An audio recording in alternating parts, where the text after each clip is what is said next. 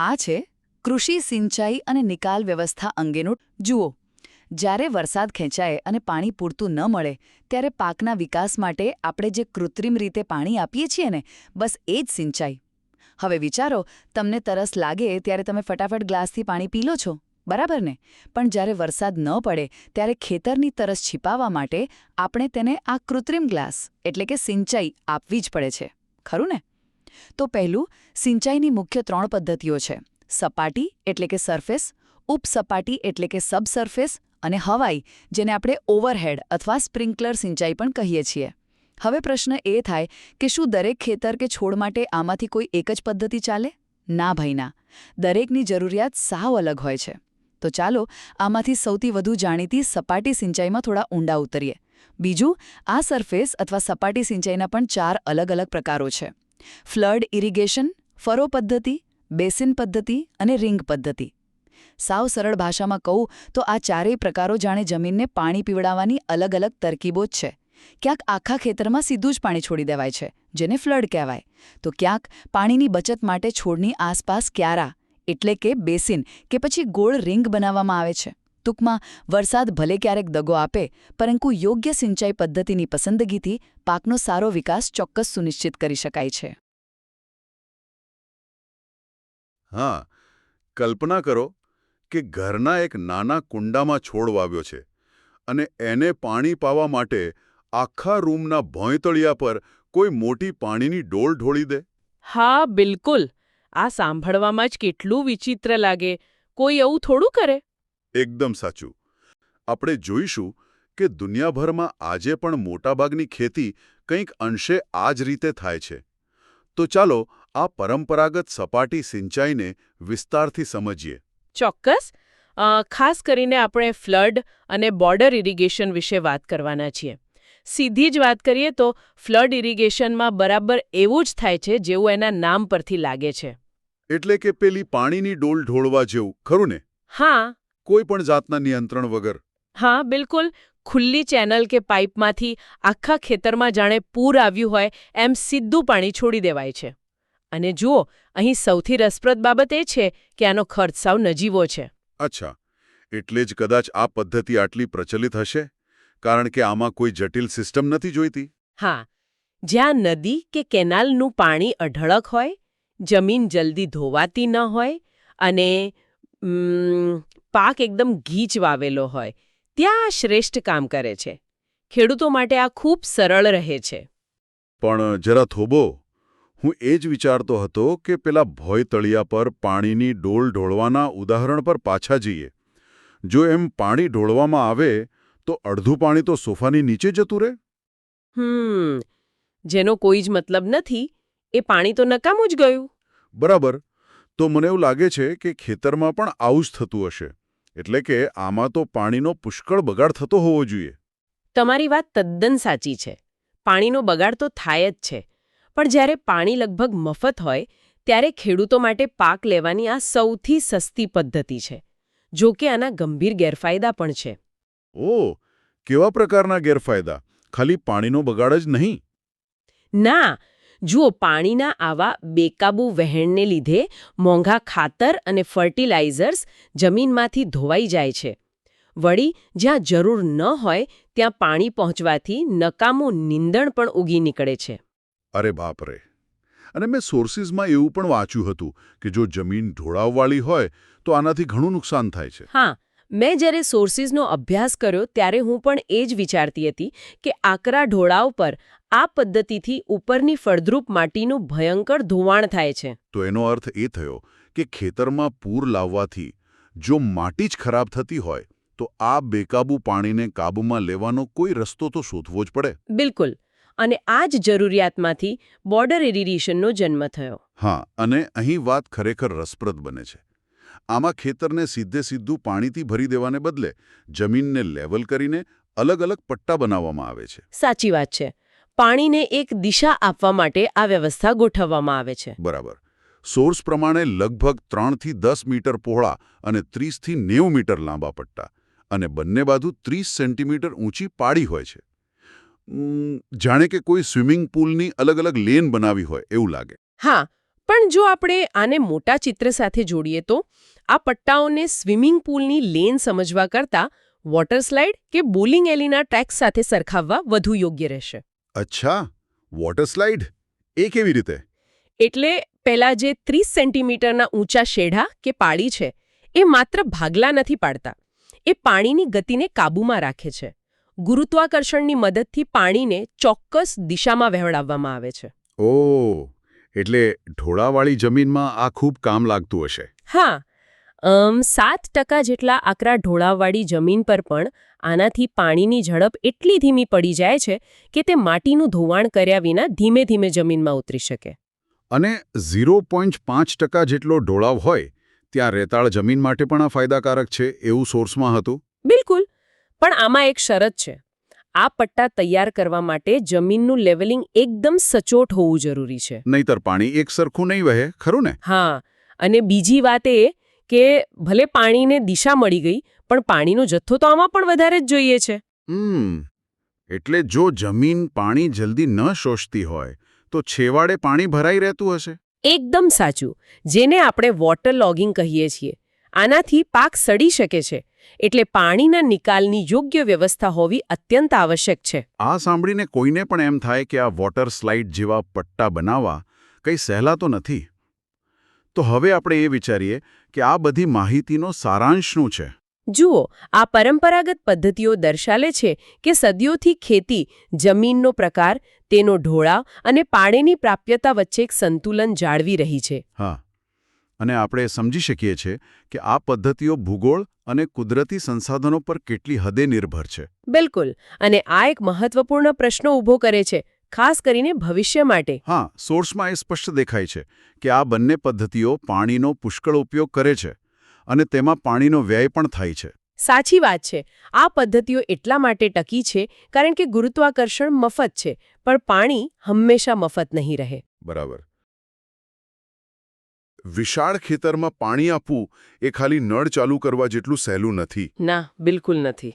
કે માત્ર પાણી ઢોળી દેવાથી ખેતી નથી થતી, પણ પાકને વૈજ્ઞાનિક ઢબે યોગ્ય જગ્યાએ પાણી કેવી રીતે પહોંચાડવું એ બહુ અગત્યનું છે. એક્ઝેક્ટલી. એટલે સિંચાઈ એ વાસ્તવમાં જ જળ વ્યવસ્થાપનનું એક આખું વિજ્ઞાન છે. જો પાણી આપવાની યોગ્ય પદ્ધતિ પસંદ કરવામાં ન આવે ને તો લાખો લીટર પાણીનો બગાડ થઈ શકે છે.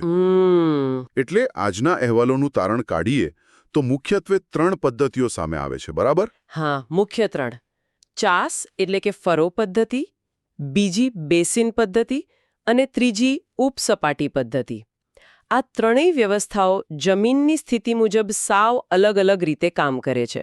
તો ચાલો સૌથી પહેલા જમીનની સપાટી પરની પદ્ધતિથી શરૂઆત કરીએ. આ ચાસ પદ્ધતિનો જે ઉલ્લેખ છે તેમાં જમીનના ઢોળાવ પ્રમાણે 3 થી 6 મીટર લાંબા ચાસ પાડવામાં આવે છે ને? હા, અને તેની બાજુની જે ઊંચી પાળીઓ હોય તેના પર છોડનું વાવેતર થાય છે. હું વિચારતો હતો કે આ તો જાણે ખેતરમાં દરેક હરોળ માટે નાની ખાનગી નહેરો બનાવતી હોય એવું ચિત્ર ઊભું કરે છે. મતલબ કે છોડની દાંડી સીધી પાણીમાં ડૂબતી નથી, છતાંય તેને જોઈતું પાણી મળી રહે છે. બરાબર, પકડી વાત તમે. આ ખાનગી નહેરોની પાછળ એક ખૂબ જ ગણતરીપૂર્વકનું વિજ્ઞાન છુપાયેલું છે. ખેતરની આખી સપાટી પર પાણી ફેલાવાને બદલે પાણી માત્ર આ નહેરોમાં જ વહે છે. એટલે જમીનનો અમુક ભાગ જ ભીનો થાય ને બાકીનો સૂકો રહે. હા, અને એના પરિણામે 2 મોટા ફાયદા થાય છે. એક તો પાણીની જંગી બચત થાય છે અને બીજું સૂકી જમીનમાં પેલું નકામું નીંદણ ઉગવાની શક્યતા નહિવત થઈ જાય છે. કપાસ કે શેરડી માટે આ બહુ અસરકારક છે. ઓહ, એટલે નીંદણ પણ ઘટે. પણ એક પ્રશ્ન થાય છે, જો આ પદ્ધતિમાં પાણી એક છેડેથી બીજા છેડે વહેતું હોય તો તેનો સીધો અર્થ એ થાય કે જમીન એકદમ સપાટ હોવી જોઈએ.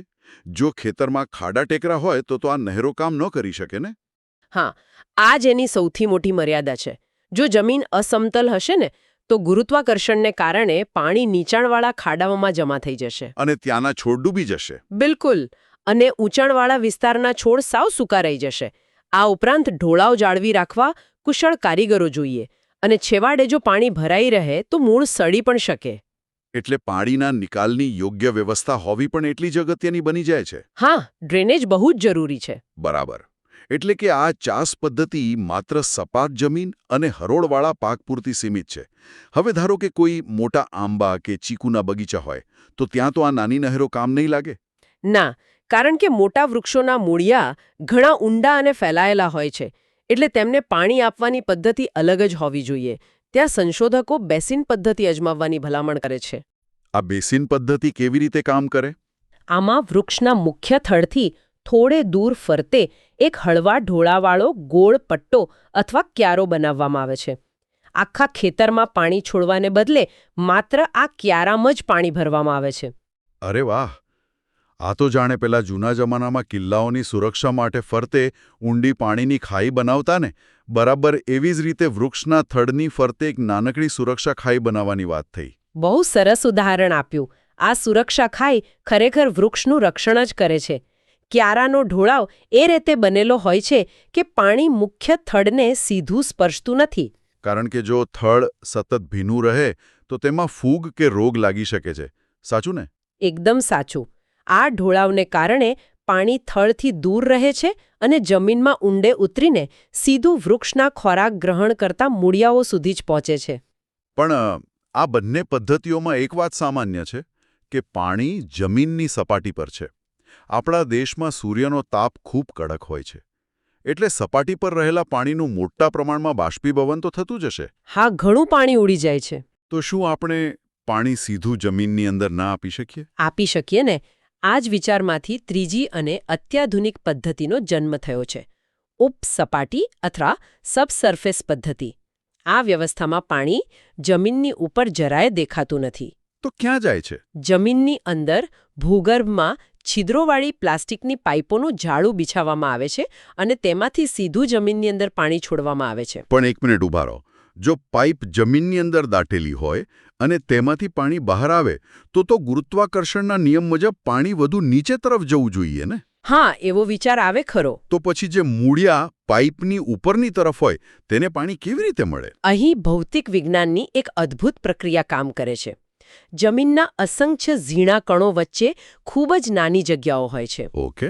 જ્યારે પાઇપમાંથી પાણી બહાર આવે છે ને, ત્યારે તે આ કણો વચ્ચેની જગ્યામાંથી ખેંચાઈને ગુરુત્વાકર્ષણની વિરુદ્ધ દિશામાં ધીમે ધીમે ઉપરની તરફ ચડવા લાગે છે. અરે વાહ! આ તો પેલા કાગળના રૂમાલના એક છેડાને પાણીમાં અડકાડીએ અને ધીમે ધીમે પાણી આખા રૂમાલમાં ઉપર ચડી જાય, બરાબર એવી જ પ્રક્રિયા છે. આનાથી તો પાણી સીધું મૂળને જ મળે અને બાષ્પીભવનનો પ્રશ્ન જ ઊભો ન થાય. હા, કાગળનું ઉદાહરણ આ પ્રક્રિયા સમજવા માટે એકદમ સચોટ છે. આ પદ્ધતિથી પાણીનું એક કે ટીપું બાષ્પીભવન થતું નથી અને ખાતર પણ પાઇપ મારફતે સીધું મૂળ સુધી પહોંચાડી શકાય છે. આ તો સૌથી શ્રેષ્ઠ પદ્ધતિ લાગે છે. હા, છતાં સંશોધનના આંકડા એક આશ્ચર્યજનક હકીકત દર્શાવે છે કે આટલી અદ્ભુત પદ્ધતિ હોવા છતાં સામાન્ય રીતે મોટા બાગ કે વાડીઓમાં તેનો ઉપયોગ ભાગ્યે જ થાય છે. જેને આપણે કૃત્રિમ વરસાદ એટલે કે સ્પ્રિંકલર સિંચાઈ પદ્ધતિ કહીએ છીએ. હા, બિલકુલ. અને આજનો આપણો જે મેઇન ઉદ્દેશ્ય છે ને, એ માત્ર સિસ્ટમ પાણી કેવી રીતે ઉડાડે છે તે જોવાનું નથી. આપણે એ સમજવાનું છે કે આ પદ્ધતિ કઈ રીતે ખેતીની કાર્યક્ષમતા વધારે છે અને વાસ્તવિક ખેતરોમાં તેની કઈ કડવી મર્યાદાઓ છે. ઓકે, તો આ કામ કઈ રીતે કરે છે? પાઇપ્સને એક સ્ટેન્ડ પર ગોઠવીને ઉપર ફરતી નોઝલ્સ લગાવવામાં આવે છે. એટલે પાણીના પ્રેશરથી જ આ નોઝલ ફરે છે ને? રાઈટ, સાચી વાત છે. તે પાણીનો એકદમ બારીક સ્પ્રે કરે છે, જેને આપણે આપણી જરૂરિયાત મુજબ કંટ્રોલ પણ કરી શકીએ છીએ. એટલે એક રીતે જોઈએ તો આ આપણા બગીચાના ફુવારાનું જ પણ જાયન્ટ વર્ઝન છે એવું કહી શકાય. પણ અહીં હું વિચારતી હતી કે શું પર્વતાળ કે ખાડા ટેકરાવાળી જમીનમાં આ ખરેખર કામ લાગે? કારણ કે ત્યાં તો સામાન્ય સિંચાઈ ફેલ થઈ જતી હોય છે. જુઓ, ત્યાં જ તો આ સિસ્ટમ ગેમ ચેન્જર સાબિત થાય છે. સામાન્ય રીતે અસમાન જમીન પર ખેતી કરવી હોય તો પહેલાં તેને ટ્રેક્ટર ફેરવીને એકદમ સપાટ કરવી પડે. બરાબર, જેનો ખર્ચ બહુ મોટો આવતો હોય છે. એક્ઝેક્ટલી. પણ સ્પ્રિંકલર તો હવામાંથી સીધો વરસાદ જ પાડે છે, એટલે જમીન ઊંચી નીચી હોય તો પણ કોઈ જ ફરક નથી પડતો. લેવલિંગનો આખો ખર્ચ સીધો બચી જાય છે. અચ્છા, એટલે જમીન સપાટ કરવાની કોઈ ઝંઝટ જ નહીં. પણ ડેટા એવો દાવો કરે છે કે આનાથી 30 થી 35% જેટલી પાણીની બચત થાય છે. તો આ કઈ રીતે શક્ય છે? હવામાં પાણી ઉડાડીએ તો ઉલટાનું વધારે પાણી ના વેડફાય? ના ના, કારણ કે અહીં પાણી જમીનમાં ક્યાં અને કેવી રીતે જાય છે તે વધારે મહત્વનું છે. હું કહેતો હતો ને કે પરંપરાગત ધોરિયા પદ્ધતિમાં શું થાય? આપણે જમીન પર પાણી છોડીએ એટલે તરત વહી જાય. હા, મોટાભાગનું પાણી વહી જાય અથવા તો મૂળની પહોંચથી છેક નીચે ઉતરી જાય. જ્યારે સ્પ્રિંકલર 10થી 15 મીમીની ઊંડાઈ સુધી એકદમ ધીમા વરસાદની જેમ સમાન રીતે પાણી આપે છે. ઓહ, એટલે જમીન એટલું જ પાણી ચૂસે છે જેટલી મૂળને ખરેખર જરૂર હોય. બિલકુલ. અને એના જ પરિણામે ખેતરની ઉપજમાં પણ 20થી 25% મોટો ઉછાળો આવે છે. પણ પેલો ઠંડીવાળો પોઈન્ટ, મેં શરૂઆતમાં કહ્યું હતું કે આ સિસ્ટમ હિમ સામે રક્ષણ આપે છે. આ કેવી રીતે કામ કરે છે? મતલબ, બરફ પડતો હોય ત્યારે પાણી છાંટવાથી છોડને વધારે નુકસાન ન થવું જોઈએ. આ જ તો સૌથી રસપ્રદ વિજ્ઞાન છે. હું સમજાવું. જ્યારે સ્પ્રિંકલરનું પાણી છોડ પર પડે છે અને આસપાસના થીજવી દેતા તાપમાનને કારણે બરફમાં ફેરવાય છે ને, ત્યારે તે એક ખાસ પ્રકારની ઊર્જા મુક્ત કરે છે. અચ્છા, જેને લેટન્ટ હીટ કહેવાય છે, રાઈટ? હા, એ જ. આ ગરમી છોડની પેશીઓને અંદરથી ગરમ રાખે છે અને તેને થીજી જતા બચાવે છે. અરે વાહ! એટલે આ માત્ર સિંચાઈ જ નથી કરતું. સ્ત્રોતોમાં એ પણ છે કે આ જ સિસ્ટમમાંથી ખાતર અને જંતુનાશક દવાઓ પણ આપી શકાય છે. આ તો જાણે છોડ માટે એક આખું ડાયટ પ્લાન અને હેલ્થ ઇન્સ્યોરન્સ બંને એક સાથે પૂરું પાડે છે. ચોક્કસ. આધુનિક કૃષિ વિજ્ઞાનમાં આને જ પ્રિસિઝન એગ્રીકલ્ચર એટલે કે ચોકસાઈપૂર્વકની ખેતી કહેવાય છે. આપણે હવે માત્ર માટીને પલાળતા નથી, પણ દરેક છોડને તેની જરૂરિયાત મુજબનું યોગ્ય પોષણ આપીએ છીએ. એક મિનિટ વચ્ચે રોકું છું. જો આ સિસ્ટમ આટલી બધી મેજિકલ હોય તો પછી દરેક ખેતરમાં આ કેમ નથી દેખાતી? કંઈક તો મર્યાદા હશે ને? મને તો એ જ વિચાર આવે છે કે જો આટલા પ્રેશરથી હવામાં પાણી ઉડાડતા હોઈએ અને જોરદાર પવન ફૂંકાય તો આખી સિસ્ટમ ફેલ ન થઈ જાય? તમે બરાબર નબળી કડી પકડી લીધી. પવનનો તીવ્ર વેગ આની સૌથી મોટી મર્યાદા છે. જો પવન વધુ હોય તો પાણીના વિતરણની પેટર્ન સૌ ખોરવાઈ જાય છે. અને બીજું શું નુકસાન થઈ શકે? બીજું એ કે શેરડી કે મકાઈ જેવા ખૂબ ઊંચા અને વધુ વિસ્તારમાં ફેલાયેલા પાક માટે આ પદ્ધતિ જરાય કામ નથી લાગતી. અને ખર્ચનું શું? આટલા બધા પાઇપ સ્ટેન્ડ, ફરતી નોઝલ્સ, આ બધું ઊભું કરવાનું શરૂઆતનું રોકાણ જ ઘણું મોટું હોય છે.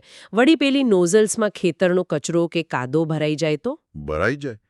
એટલે જ આ સિસ્ટમમાં એક બહુ કડક શરત છે કે પાણી એકદમ શુદ્ધ, કચરામુક્ત અને મીઠામુક્ત હોવું જોઈએ. નોઝલ્સ જામ ન થાય તે માટે સતત મેન્ટેનન્સ જોઈએ, જેને માટે કૌશલ્યયુક્ત મજૂરોની પણ જરૂર પડે. તો આ તો સામાન્ય ખેડૂતો માટે બહુ જ જટિલ થઈ ગયું કહેવાય. હા, આ એક ટ્રેડ ઓફ છે. ઊંચું રોકાણ અને જાળવણી સામે તમારે લાંબા ગાળે બચતા 30% પાણી અને વધતી ઉપજનું સંતુલન કરવું જ પડે. ટૂંકમાં સ્પ્રિંકલર સિંચાઈ કોઈ જાદુઈ છડી નથી, પણ એક શક્તિશાળી સાધન જરૂર છે. યોગ્ય પાક અને યોગ્ય જમીન માટે વાપરવામાં આવે તો તે ખરેખર ખેતીમાં ક્રાંતિ લાવી શકે છે. ખેતીમાં આપણે છોડને નવડાવવાની જૂની રીત કેમ વાપરીએ છીએ? એટલે મારો કહેવાનો અર્થ એ છે કે ખેતીમાં પાણીના સચોટ સંચાલનથી કેવી રીતે પાક અને જમીનની આખી કાયાપલટ કરી શકાય છે. ત્યારે મને આ આઈવી ડ્રીપવાળો વિચાર આવ્યો હતો. આ આઈવી ડ્રીપનું ઉદાહરણ ખરેખર બહુ જ યોગ્ય છે.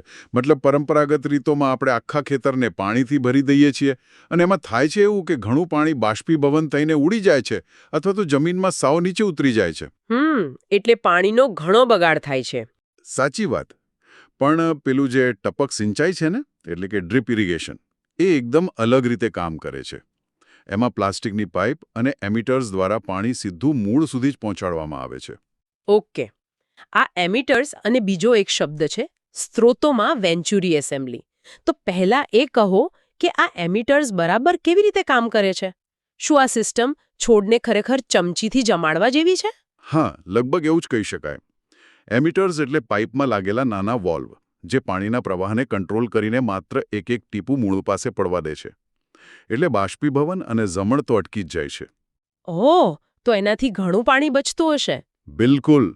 આનાથી ખરેખર 40થી 60% જેટલું પાણી બચે છે. અને હા, પાકની ઉપજમાં પણ 10થી 25%નો વધારો થાય છે. અને તમે પેલી વેન્ચુરી એસેમ્બલીની વાત કરીને, એનું કામ તો એનાથી પણ રસપ્રદ છે. હા, એ કઈ રીતે કામ કરે છે?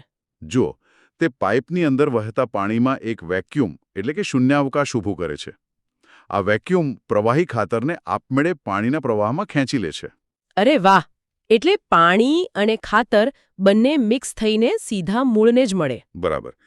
પર્વતીય કે ઢોળાવવાળા વિસ્તારો માટે તો આ પદ્ધતિ આદર્શ છે.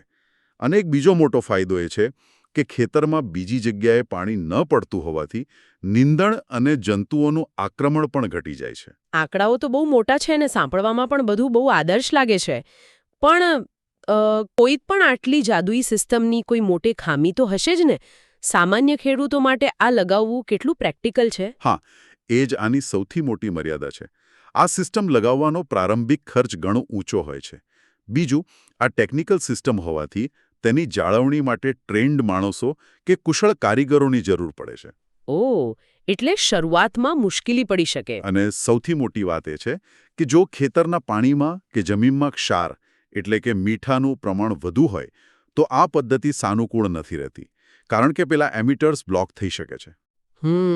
સમજાયો. તો હવે બીજા ભાગ તરફ જઈએ.